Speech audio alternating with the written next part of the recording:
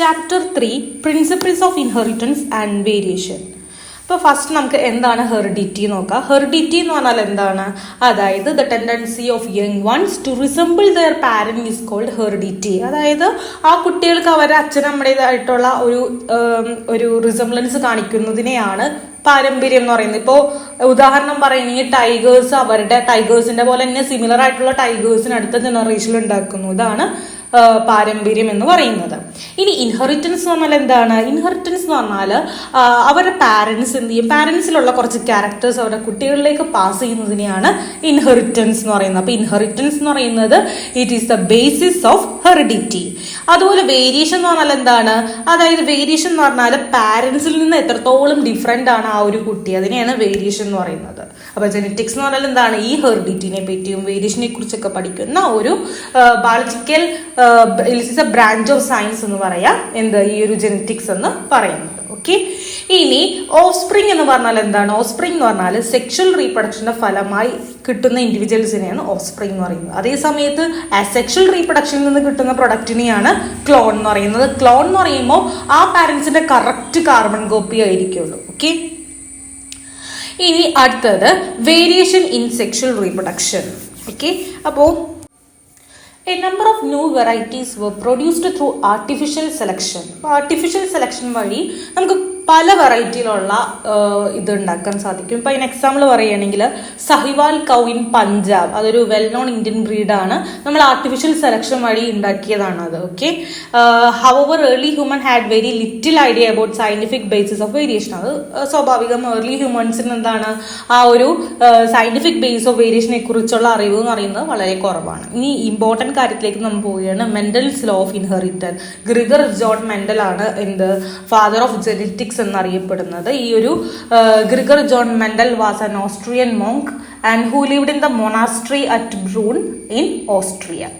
ഈ Mendel perform ചെയ്തത്, അദ്ദേഹത്തിന്റെ എക്സ്പെരിമെന്റ് ഒക്കെ ചെയ്തിരുന്നത് ഗാർഡൻ പീ പ്ലാന്റിലാണ്. പൈസം സാറ്റിവം അതിലായിരുന്നു, ഗാർഡൻ പീ പ്ലാന്റിലാണ് അദ്ദേഹം എക്സ്പെരിമെന്റിലൊക്കെ ചെയ്തത്. കുറെ ആർട്ടിഫിഷ്യൽ പോളിനേഷൻ അല്ലെങ്കിൽ ക്രോസ് പോളിനേഷൻ എക്സ്പെരിമെന്റ്സുകളൊക്കെ ചെയ്തിട്ടുണ്ട്. അതിൽ ഉപയോഗിച്ചിരുന്നത് ഈ ഒരു ഗാർഡൻ പീ പ്ലാന്റാണ്. True breeding variety, it have so many contrasting traits. ഇനി ഇദ്ദേഹത്തിന്റെ പ്രത്യേകത എന്ന് പറഞ്ഞാൽ അദ്ദേഹം ഒരു സമയത്ത് ഒരു ക്യാരക്ടറിനെ മാത്രം, ഒരു ട്രൈറ്റിനെ മാത്രം അദ്ദേഹം ഒബ്സർവ് ചെയ്തിരുന്നുള്ളൂ. And he hybridise plants with alternate form of single trait mono hybrid cross, and the seed thus produced were grown to develop into plants of first filial generation. Mono hybrid cross എന്ന് പറഞ്ഞാൽ ഇപ്പോൾ ചെടികളുടെ ആ ഒരു പ്ലാന്റിന്റെ ഏതെങ്കിലും ഒരു single character മാത്രമേ ഉണ്ടാവുള്ളൂ. മനസ്സിലായോ? ഒരു alternate form of single trait മാത്രമേ നോക്കുകയുള്ളൂ. അതാണ് മോണോ ഹൈബ്രിഡ് ക്രോസ് എന്ന് പറയുന്നത്. ആ മോണോ ഹൈബ്രിഡ് ക്രോസ് കിട്ടുന്ന സീഡ്സ് അത് ഗ്രോ ചെയ്ത് ഡെവലപ്പ് ചെയ്യുന്ന പ്ലാന്റ്സിനെയാണ് എന്തെന്ന് പറയുന്നത് F1 ജനറേഷൻ എന്ന് പറയുന്നത്. ഈ F1 ജനറേഷൻ കിട്ടിയ പ്ലാന്റ്സിനെ നമ്മൾ ഒന്നും കൂടി സെൽഫ് പോളിനേറ്റ് ചെയ്ത് കിട്ടുന്നതിനെയാണ് F2 ജനറേഷൻ എന്ന് പറയുന്നത്. Okay, later men also crossed P plant that differ in 2 character. അപ്പൊ ആദ്യം അദ്ദേഹം ഒരു ക്യാരക്ടർ ഡിഫറെന്റ് ആയിട്ടുള്ള, അതാണ് മോണോ ഹൈബ്രിഡ് ക്രോസ് എന്ന് പറയുന്നത്. ഒരു ക്യാരക്ടർ മാത്രമേ ആ ചെടിക്ക്, ഒരു ക്യാരക്ടർ ഡിഫറൻസ് ഉള്ള ചെടികളായിരുന്നു പീ പ്ലാന്റ് ആയിരുന്നു ഉപയോഗിച്ചിരുന്നത്. പിന്നെ 2 ക്യാരക്ടർ ഡിഫറെന്റ് ആയിട്ടുള്ള പീ പ്ലാന്റ്സ് എടുത്തിട്ട് അങ്ങനെ ചെയ്തു നോക്കിയിരുന്നു. അതാണ് ഡൈ ഹൈബ്രിഡ് ക്രോസ് എന്ന് പറയുന്നത്. ഓക്കെ, അപ്പൊ എന്തായാലും അദ്ദേഹം 7 പെയർ ഓഫ് കോൺട്രാസ്റ്റിംഗ് ട്രൈറ്റ്സുകളാണ് പീ പ്ലാന്റിലുള്ളതിനെ കുറിച്ച്, പീ പ്ലാന്റിലുള്ള 7 പെയർ ഓഫ് കോൺട്രാസ്റ്റിംഗ് ട്രൈറ്റ്സിനെ കുറിച്ചാണ് അദ്ദേഹം പഠിച്ചത്. ഏതൊക്കെയാണ് ആ ക്യാരക്ടേഴ്സ് നോക്കുക. അതായത് സീഡിന്റെ ഷേപ്പ്, സീഡിന്റെ കളർ, ഫ്ലവറിന്റെ കളർ, പോഡിന്റെ shape, pod colour, flower position, stem height, ഇത്ര ക്യാരക്ടേഴ്സ് ആണ് അദ്ദേഹം നോക്കിയത്. അപ്പൊ സീഡിന്റെ ഷേപ്പ് എന്ന് പറഞ്ഞാൽ ഡൊമിനന്റ് ആയിട്ടിരിക്കുന്നത്, അതായത് എക്സ്പ്രസ് ചെയ്തിരിക്കുന്നത് റൗണ്ടും, റെസസീവ് കണ്ടീഷൻ ഒളിഞ്ഞിരിക്കുന്നത് ഏതാണ് വ്രിങ്കിൾഡ് ആയിക്കുള്ള. അപ്പോൾ സീഡ് ഷേപ്പ് എന്ന് പറയുന്നത് നല്ല വട്ടത്തിലുള്ളതും പിന്നെ റെസീവ് കണ്ടീഷനിൽ അത് ചുക്കിച്ചുളിങ്ങിരിക്കും. ഇനി ആ സീഡിന്റെ കളർ എങ്ങനെയാണ്? ഡൊമിനന്റ് കണ്ടീഷനിൽ യെല്ലോ ആയിട്ടിരിക്കും. ഡൊമിനന്റ് ട്രൈറ്റിൽ അത് യെല്ലോ ആയിട്ട് കാണിക്കും. റെസസീവ് ആണെങ്കിൽ പച്ച നിറത്തിലാണ് കാണിക്കുന്നത്. ഫ്ലവർ കളർ ആണെങ്കിലോ, ഫ്ലവർ കളർ വയലറ്റും ഉണ്ട്, അത് dominant condition violet, recessive condition വന്നാൽ മാത്രമേ അത് വൈറ്റ് ഫ്ലവേഴ്സ് അറിയാൻ പറ്റുള്ളൂ. ഇനി പോട്ട് ഷേപ്പ് എങ്ങനെയാണ്? ഇൻഫ്ലേറ്റഡ് ഉണ്ട്, കൺസ്ട്രിക്റ്റഡ് ഉണ്ട്. പോട്ട് കളർ ഗ്രീൻ ഉണ്ട്, യെല്ലോ ഉണ്ട്. ഇനി ഫ്ലവറിന്റെ പൊസിഷൻ ആക്സിയൽ ഉണ്ട്, അതുപോലെ തന്നെ ടെർമിനൽ ഉണ്ട്. സ്റ്റെം ഹൈറ്റ് എങ്ങനെയാണ്? ഹൈറ്റ് ഉള്ളത്, ഹൈറ്റ് ഇല്ലാത്ത, ടോൾ, ഡാർഫ്. ഓക്കെ, അങ്ങനെ ഇതാണ് ആ ഒരു 7 പെയർ ഓഫ് കോൺട്രാസ്റ്റിംഗ് ട്രൈറ്റ്സ് എന്ന് പറയുന്നത്. ഇനി Mendel experiences were a great success. അദ്ദേഹത്തിന്റെ എക്സ്പെരിമെന്റിലൊക്കെ സക്സസ് ആയിരുന്നു. എന്തുകൊണ്ടാണ്? കാരണം ഒരു സമയത്ത് അദ്ദേഹം ഒന്നോ അല്ലെങ്കിൽ ഒന്നിൽ കൂടുതലോ ക്യാരക്ടേഴ്സ് മാത്രമേ നോക്കിയുള്ളൂ. ഒരുപാട് കാര്യങ്ങൾ നോക്കാൻ പോയില്ല. അറ്റ് എ ടൈം ഒരു ക്യാരക്ടർ അല്ലെങ്കിൽ കുറച്ച് ക്യാരക്ടേഴ്സ് മാത്രമേ കോൺസെൻട്രേറ്റ് ചെയ്തിരുന്നുള്ളൂ. അത് മാത്രമല്ല, he use statistical and mathematical Logix. ആ ഒരു സ്റ്റാറ്റിക്കൽ മാത്തമാറ്റിക്കൽ ലോജിക്സ് ആണ് അദ്ദേഹം ഉപയോഗിച്ചത്. അത് മാത്രമല്ല, he used large sampling size which provide great credibility to the data. അതായത് ലാർജ് സാമ്പിളിംഗ് സൈസ് ഉപയോഗിക്കുമ്പോൾ നമുക്ക് കറക്റ്റ് ആയിട്ട് ആ ഒരു ഡാറ്റ ആക്യുറേറ്റ് ആവാനായിട്ടുള്ള ചാൻസ് കൂടുതലാണ്. അത് മാത്രമല്ല, garden P plant was an ideal choice. അദ്ദേഹം സെലക്ട് ചെയ്ത കറക്റ്റ് ആയിട്ടുള്ള ഒരു ഇതായിരുന്നു, എക്സ്പെരിമെന്റൽ മെറ്റീരിയൽ ആയിരുന്നു ഈ ഒരു ഗാർഡൻ പീ പ്ലാന്റ് എന്ന് പറയുന്നത്. The reasons for selecting garden pea as experimental material by Mendel. എന്തുകൊണ്ടാണ് ഈ ഒരു ഇത്രയും ചെടികൾ ഉണ്ടായിട്ട് ഈ ഗാർഡൻ പീനെ മാത്രം അദ്ദേഹം സെലക്ട് ചെയ്തത്? അതിനും കാരണങ്ങളുണ്ട്. ഒന്നാമത്തെ കാരണം എന്ന് പറയുന്നത്, it has A number of distinguished contrasting characters. അതായത് നമ്മൾ ഇനിയിപ്പോ കുറെ ക്യാരക്ടേഴ്സ്, 7 ക്യാരക്ടേഴ്സ് നമ്മൾ നേരത്തെ പറഞ്ഞിരുന്നില്ലേ. ഇപ്പൊ example red and white flowers, അങ്ങനെ കുറെ കോൺട്രാസ്റ്റിംഗ് ക്യാരക്ടേഴ്സ് അതിനുണ്ടായിരുന്നു.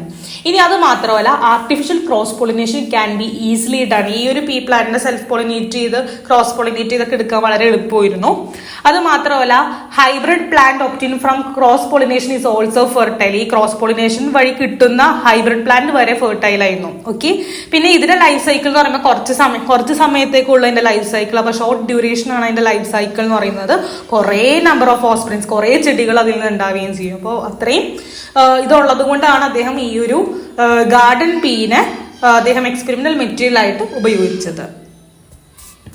ഇനി അറിഞ്ഞിരിക്കേണ്ടത് some symbols and terms commonly used in Mendelian genetics. കുറച്ച് കാര്യങ്ങൾ, കുറച്ച് ടേംസുകൾ. ഇപ്പൊ നമ്മൾ ജെനറ്റിക്സിൽ ഞാനിങ്ങനെ ഫാക്ടർ എന്താണ്, ജീൻ എന്താന്നൊക്കെ പറയുമ്പോൾ അത് മനസ്സിലാക്കണം. അതായത് കുറച്ച് ടേംസും സിംബൽസുകളൊക്കെ ഉപയോഗിക്കാറുണ്ട് ഈ ഒരു ജെനറ്റിക്സ് പഠിക്കുമ്പോൾ. ഓക്കെ, അപ്പോൾ മെയിൻ ആയിട്ട് letter of English alphabet were used by Mendel a symbol to represent factors.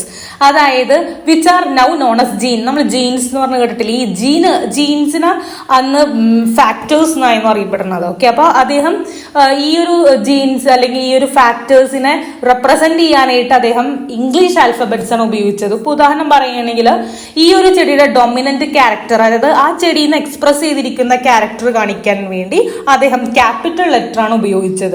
അതേ സമയത്ത് ആ കാണാത്ത രീതിയിലുള്ള റെസസീവ് ആയിട്ടുള്ള ഫാക്ടർ കാണിക്കാനായിട്ട് സ്മോൾ ലെറ്റർ കൊണ്ടാണ് ഉപയോഗിച്ചിരുന്നത്. ഇപ്പൊ നമുക്ക് ഒരു ക്യാരക്ടർ പറയാം, ടോൾ.